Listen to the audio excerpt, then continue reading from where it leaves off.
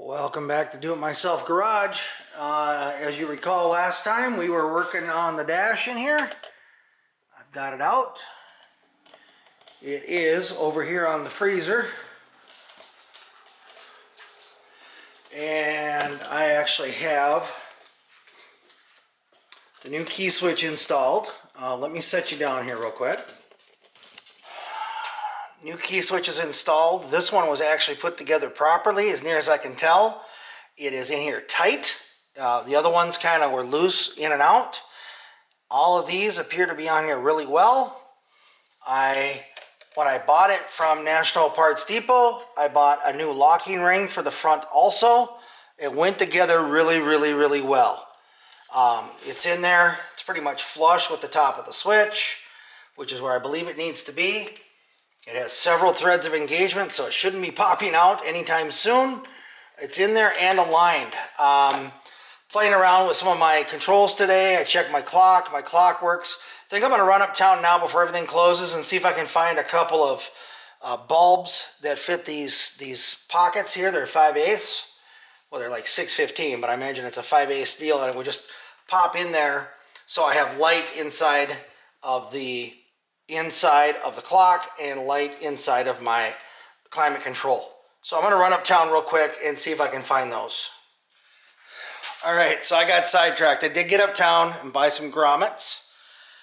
Then I've got these LED lights. I think what I'm going to do is they have little pads right here. And I think I'm going to go ahead and drill some really small holes in both sides, run a wire through there, wire them up. And then this grommet fits perfectly. You can see, I got distracted. I went ahead and put the tumbler in the key. So on this side, let me flip it over. So for the clock, it's got two holes. I'll probably cover them both up either way.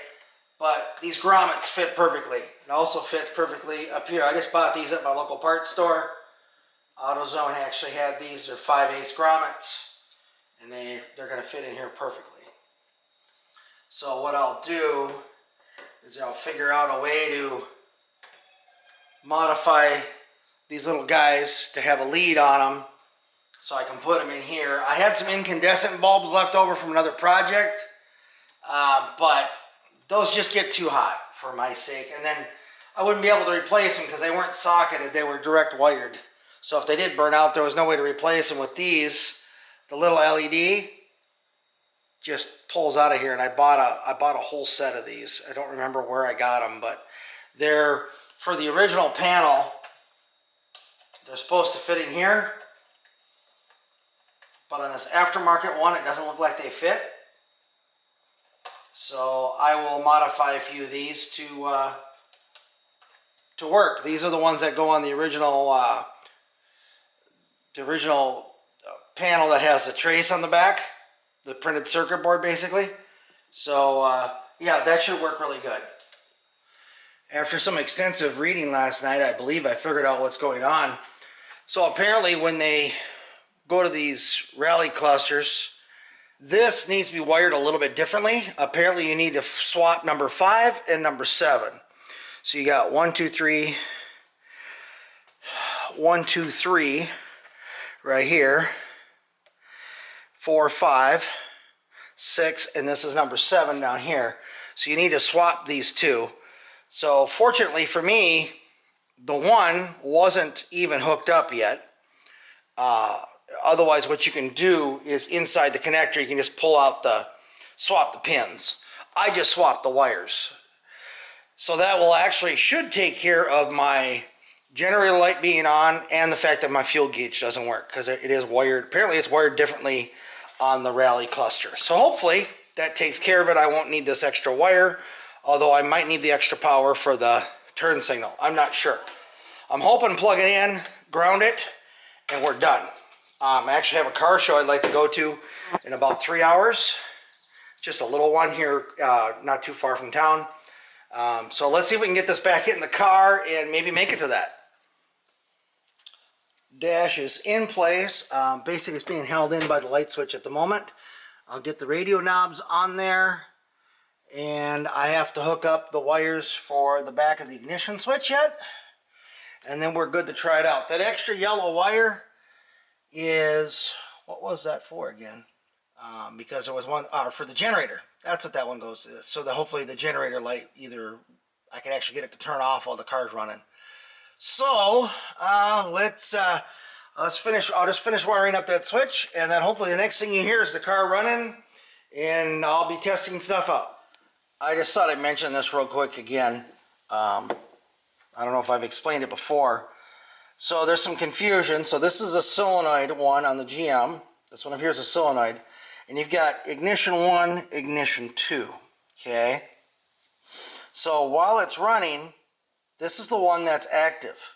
That one needs to be on your resistor circuit if you have a resistor. If you have the older style resistive coil. This one here is 12 volts while cranking to the coil. So this one here, a lot of cars use, older cars use a lower voltage while the car is running to not burn it out. That's just the way they were designed. What you can do, in my case, if you have to hook up power to both of these at some point, what I did is I just spliced these two together up a little further because mine does not require a lower voltage while it's running. So these two can be spliced together at some point. So they run just 12 volts with the key on. And then this one's a solenoid. This one over here is accessories. And then you've got your battery. And then you've got your ground. And then I don't use the key 1, key 2, or key plus, key minus. I'm not actually sure what those are. I've never seen anybody use them. I'm sure they're used for something.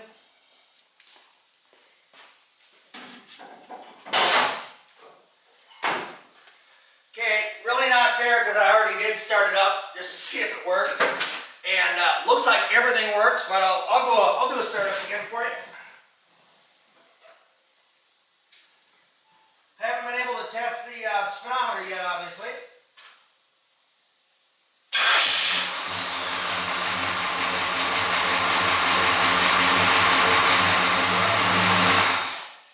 My turn signals aren't working. But I don't have everything hooked up. Let me hook up the lights.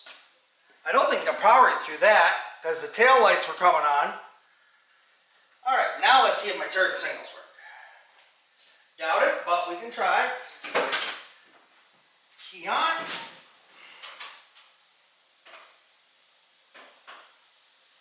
No. Although I was wiggling on this piece under here. Let me check real quick. I think I bumped the flasher modules. What happened? Yep.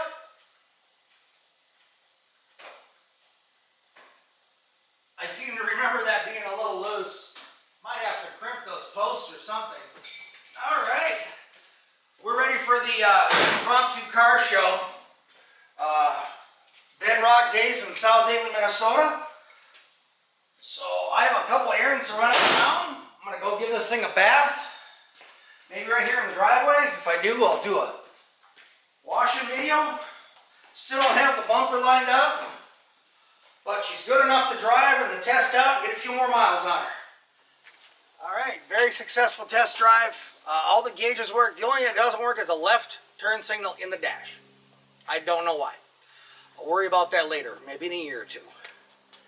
Gas gauge works. When I fired it up, it barely registered. I got to the gas station. I was on empty. I almost ran it out of gas. We're going to give her a quick wash and then go to a car show. We'll see here. I'm not going to pressure wash. I'm just going to wash the outside, and I always wash it with the windows down. So here we go.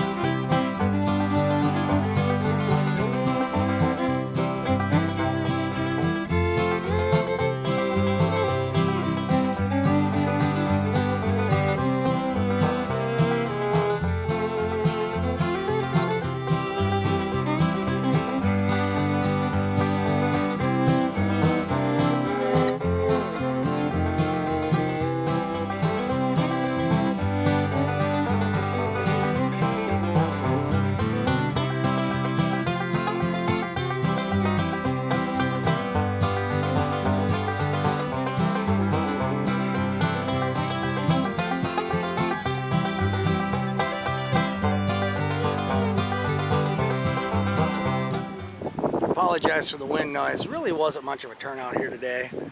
Police did show up just to kind of be there. There was a couple more cars here earlier. There was one parked next to mine. There's the GTO. Got a 66 Galaxy. Got an old Mercury Comet. Chevelle Malibu. And a Dodge Dart on the end here. All awesome American muscle. Well, that was a fun little car show. Just sat and talked to those guys for 2.5, 3 hours. A lot of stories behind the cars. That's what a lot of us just love, you know. But anyway, this old girl here, she's doing good. I still got some work to do on it, but I put in relays for my headlights down here behind the battery. There was plenty of room. I don't know if you can really see down in there, but anyway, there's some relays back there behind the batteries. That's for the headlight covers and for the headlights, so you're not running all that power through these aftermarket switches. So anyway, I've got the headlights on. I think I need to work on the seam in the back. Some of the light is bleeding through, so it kind of looks like the turn signals are on, but they're not. That's just light bleeding through.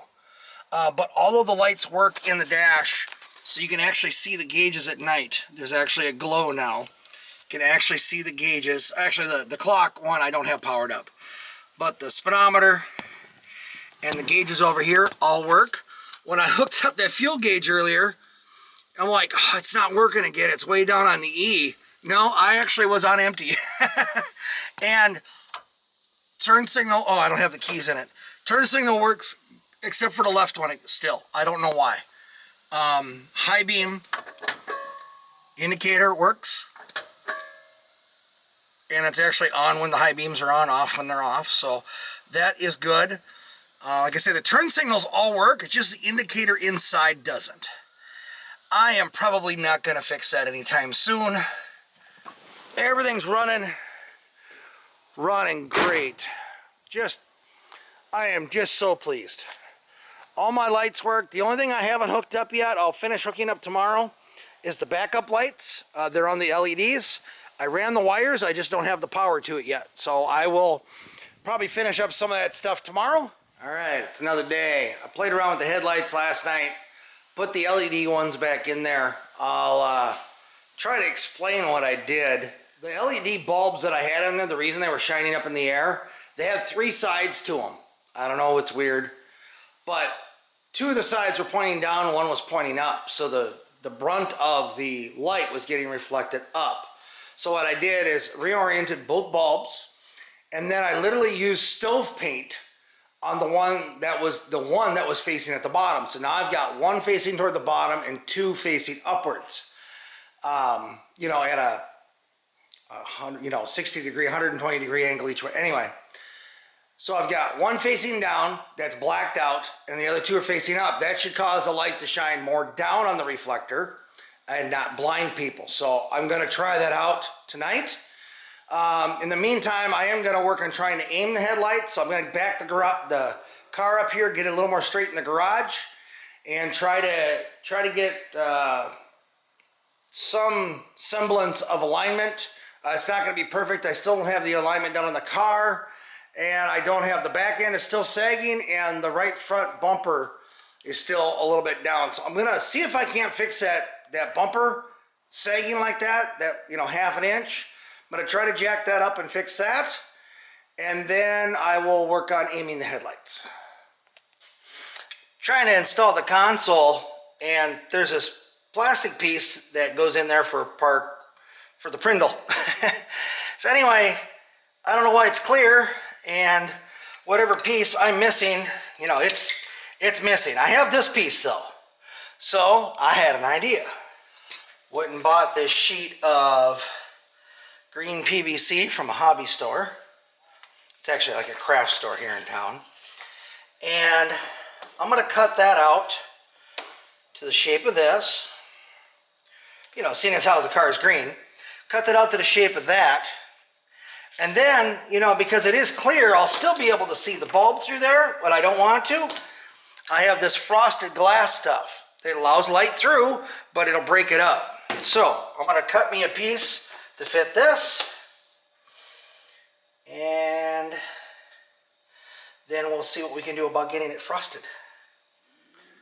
All right, I'm gonna call that a video for the week. I'm on my second attempt here, so yeah, it kind of is what it is. I've got everything else working good. I kind of played around with the headlights a little bit, got them aimed. Like I mentioned, I went back to the LEDs. I think I have the problem figured out. Like I say, I used a grill paint, like the high temp, high heat Rust-Oleum paint. So, I mean, the bulb shouldn't get that hot. But if it does a little bit, at least, you know, this shouldn't peel off. That's kind of where we're at for the week. Car's running and driving great. I probably going to work on this tonight, but I needed some time to get the video edited. It's kind of really warm out right now. It's in the 80s. A little warmer in the garage here. So I'm going to call that a video for the week. And then I'll come back out later when it's a little bit cooled off this evening, work on that and film that for next week's video. So again, thanks for following along. Like, subscribe, share, all that great stuff. I hope that 5-7 wiring switch was a help to some people. I did not know about that, and I didn't find it until I dug really deep into the forums. So if you switch from a standard gauge setup to the rally pack, swap 5 and 7. If you can get the little pegs out of there, just swap the pegs. I ended up doing the wires because I could not get the pegs out. I could not get those little buggers out of there. Usually I have pretty good luck at it, but not this time. And I didn't want to break that clip because it's really old, and I don't know how expensive they are to replace. I just didn't want to mess with it. So anyway, thanks again for watching, and we will see you in the next video. Take care.